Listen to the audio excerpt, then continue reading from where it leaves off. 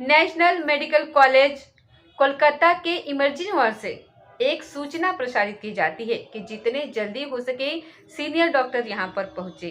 दरअसल पुलिस वाले 3 महिलाओं को लेकर के आए थे। 3 महिलाएं ऐसी थी जिनके तन पर कोई कपड़ा नहीं था, खून से वो एकदम लथपथ थी।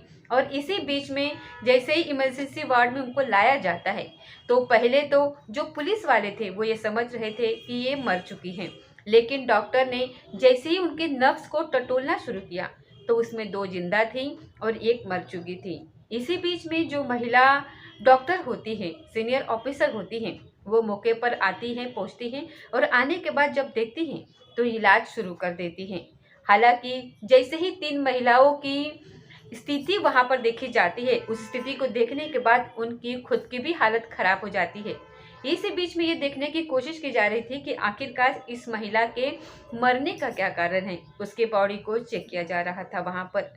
और इसी बीच में वो महिला डॉक्टर की एक जो मृत महिला वहां होती है डॉक्टर, उसके प्राइवेट पार्ट पर नजर पहुंच जाती है। और जैसे ही वो प्राइवेट पार्ट को देखा जाता है तो कोई ऐसी वस्तु थी जो बाहर निकल रही थी। इसी बीच में उस महिला डॉक्टर ने जब उस वस्तु को देखने की कोशिश की तो देखते ही वो वहां बेहोश हो जाती है महिला डॉक्टर, और वो जमीन पर गिर जाती है।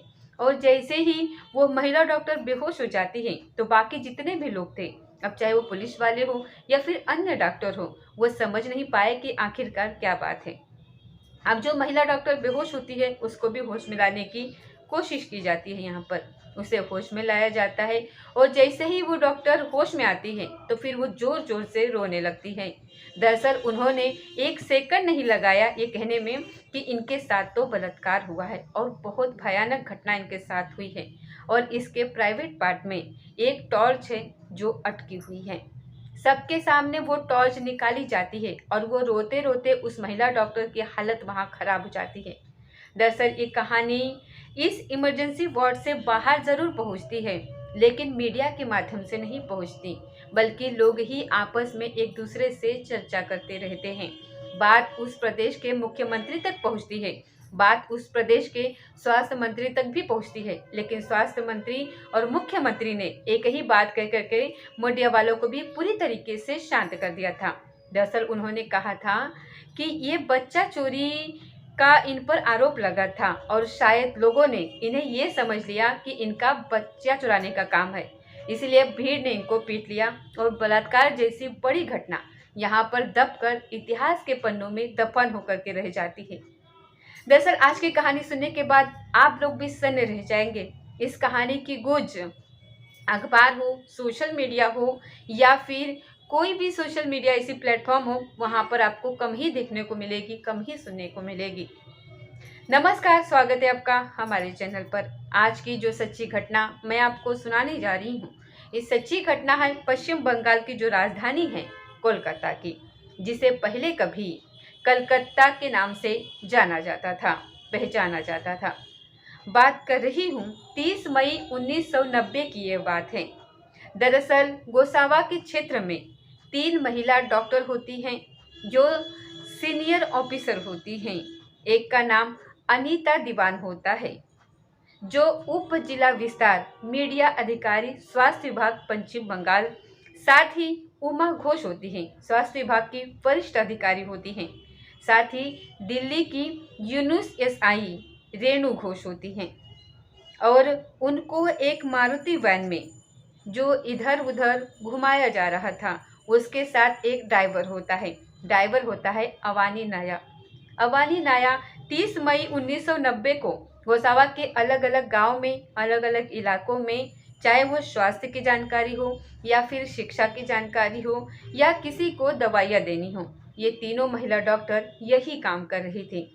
इसके बाद जब दोपहर हो जाती है तब ये कहते हैं कि ठीक है, अब कलकत्ता चलते हैं।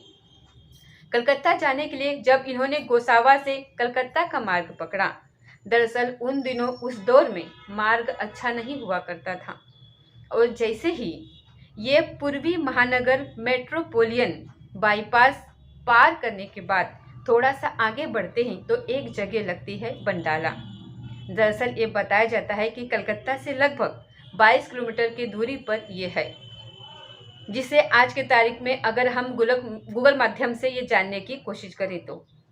और जैसे ही बंडाला के पास ये वैन पहुंचती है तो वैन का कुछ लोग पीछा कर रहे थे। उनके पास स्कूटर वगैरह बताए जा रहे थे। साल 1990 की बात है, 30 तारीख थी वो मई की, शाम 6:30 बजे के आसपास का वो वक्त हो चला था। इसी बीच में जो ड्राइवर होता है वो तीनों महिला डॉक्टर जो अधिकारी होती है उनसे कहता है कि मैडम कोई पीछा कर रहा है, ऐसा लग रहा है, अगर आपकी इजाज़त हो तो मैं गाड़ी थोड़ा तेज़ भगा लूँ। फिर वो कहती हैं कि रास्ता खराब है, थोड़ा संभल करके चलना।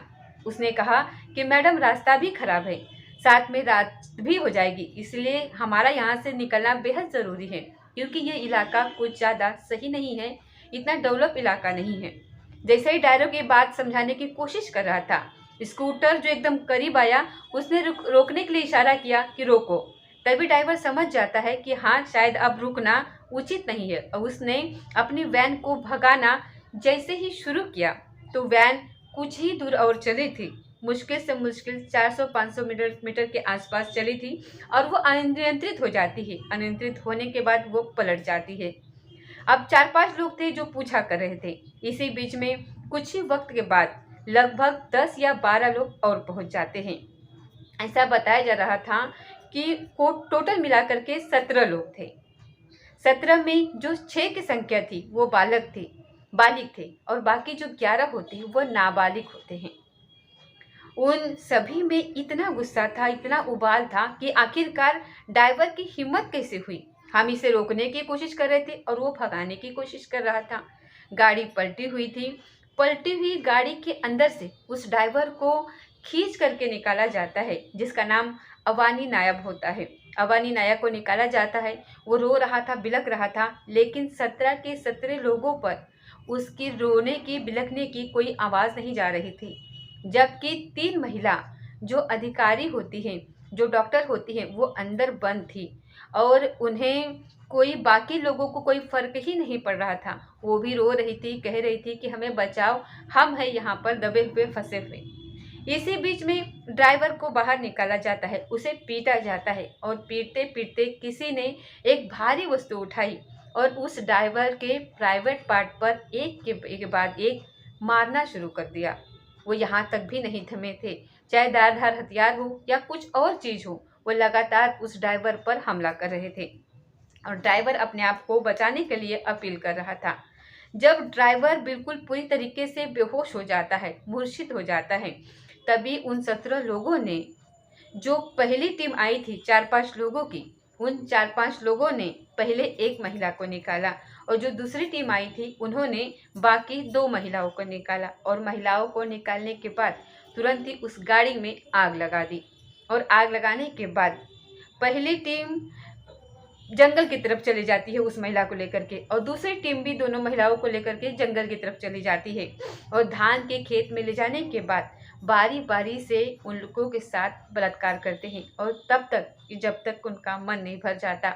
उसमें बताया जा रहा था कि उसमें 11 नाबालिग होते हैं और 6 बालिग होते हैं, और जब तक उनका मन कर रहा था तब तक उन लोगों के साथ उन्होंने नोचा। और इसी बीच में एक जो महिला होती है, महिला डॉक्टर, जिसका नाम डॉक्टर अनीता दीवान होता है, डॉक्टर अनीता दीवान ने लगातार विरोध किया, अंतिम समय तक विरोध किया। और जैसे ही वो विरोध कर रही थी तो जो बाकी लोग थे उन्होंने उसे बहुत बुरी तरीके से मार रहे थे, पीट रहे थे। जो भी सामान मिल रहा था, चाहे वो भारी वस्तु हो, चाहे धारदार हथियार हो, और यहाँ तक हद हो जाती है जब उन्हीं में से किसी ने उस महिला डॉक्टर के प्राइवेट पार्ट के अंदर एक टॉर्च को अंदर पूरे घुसेड़ दिया, और इसी बीच में उसकी चीखें भी निकल रही थी, लेकिन चीखों का कोई असर नहीं हो रहा था। और यहाँ से जब उनका मन भर जाता है, मन भरने के बाद वो चले जाते हैं। किसी राहगीर की उन चीखों की आवाज़ पहुँचती है तो वो राहगीर नज़दीकी पुलिस स्टेशन पहुँचता है, और नज़दीकी पुलिस स्टेशन से 11:40 के आसपास पुलिस वहाँ पर पहुँचती है। और पुलिस अब यहाँ पर उस ड्राइवर को, साथी और ये तीनों महिलाएं जो होती हैं उनको ले जाने की जब कोशिश कर रहे थे तो उन्होंने कहा कि ये तीनों मर चुकी हैं, यानी कि तीनों को ही पुलिस वालों ने मृत घोषित कर दिया था। और उन्हें नेशनल मेडिकल कॉलेज एक कोलकाता में होता है वहाँ लाया जाता है और एडमिट कराया जाता है। तब सूचना दी जाती है और उसके बाद फिर चाहे महिला डॉक्टर हो, सीनियर अधिकारी हो, वो मौके पर पहुँचते हैं और देखते क्या है कि जो इसमें उमा घोष हैं और दूसरा रेणु घोष हैं, उनकी तो सांसें चल रही थी, यानी कि जैसे कि वो जीने की कोशिश कर रही हो। और अनीता दीवान की यहाँ पर मौत हो चुकी थी। अनीता दीवान की जो प्राइवेट पार्ट को उसके देखा गया, क्योंकि उसमें कोई सामान बाहर निकल रहा था, तो महिला डॉक्टर की जब नज़र पहुँचती है तो उसे निकालते वक्त वो बेहोश हो जाती है और रोते रोते कहानी बयान कर रही थी कि इनके साथ कितना भयानक हुआ है। इनके साथ कई लोगों ने सामूहिक रूप से बलात्कार किया है। लेकिन जब कहानी और आगे बढ़ती है तो यहाँ पर मीडिया वालों की जो आमद होती है, जैसे उन्हें सूचना दी जाती है तो मीडिया वालों की किसी की हिम्मत नहीं हो रही थी कि इस घटना के बारे में कोई कवर करे, क्योंकि इसके बारे में पुलिस ने पहले से ही शायद ऊपर से आदेश रहा होगा, वैसे ही पुलिस वालों ने किया होगा। पुलिस वालों ने कहा कि इन्हें तीनों महिला डॉक्टर जो है उनको और डॉक्टर को बच्चा चोर समझ लिया गया था और इसीलिए ग्रामीणों ने उन पर हमला कर दिया। इनके साथ कोई बलात्कार जैसी घटना नहीं हुई है। मीडिया तक बात पहुंचती है, लेकिन मीडिया ने ये भी शायद अपने उसमें अखबार में छापने की ज़रूरत नहीं समझी। ये लिख सकते थे कि हाँ, इन्हें बच्चा समझ करके इनके साथ ऐसा कुछ हुआ है, जबकि वो महिला डॉक्टर होती हैं और वो बच्चों के स्वास्थ्य और उनके शिक्षा के लिए वो काम कर रही थी। वो बाकी लोगों को कुछ दवाइयाँ भी वितरित करती थी। इसके लिए बाकायदा उनकी एक टीम बनी हुई थी। उन्होंने कुछ ऐसी हालत वहाँ पर देखी थी, चाहे वो शिक्षा की स्थिति की बात हो या स्वास्थ्य की स्थिति की बात हो, ग्रामीणों में अवेयरनेस थी ही नहीं।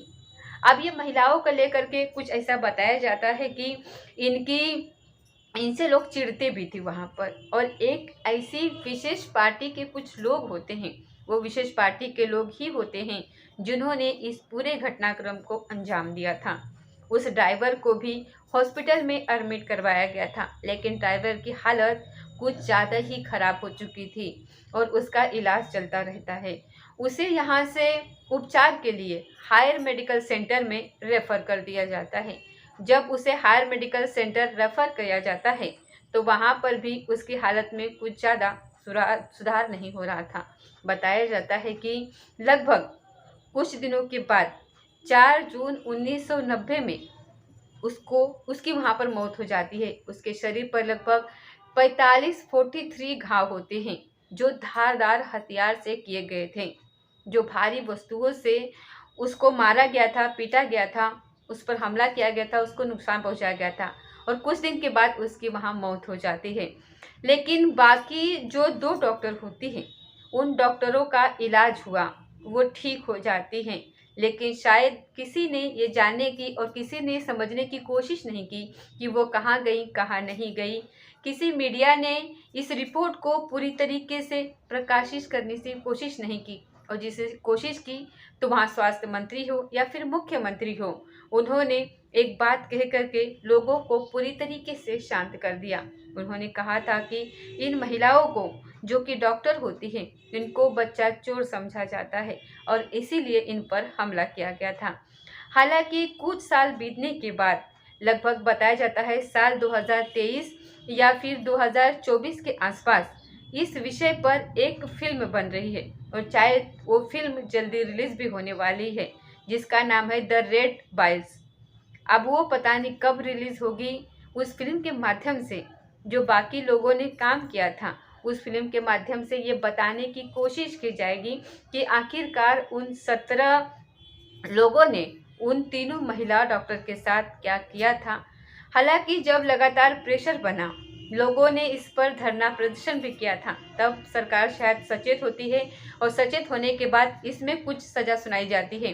जो 11 नाबालिग होती है उनको बाइज्जत बरी कर दिया जाता है, या फिर जो भी सज़ा दी गई होगी उस सज़ा देने के बाद वो बरी हो जाते हैं। बाकी 6 लोग बचते हैं, उनको उम्र कैद की सज़ा सुनाई जाती है। दोस्तों, इस कहानी के बारे में ज़्यादा डिटेल इसलिए भी नहीं मिल पाई क्योंकि मीडिया ने इस मामले को रिकॉर्ड नहीं किया था, इसके ऊपर कोई कहानी नहीं बनाई थी।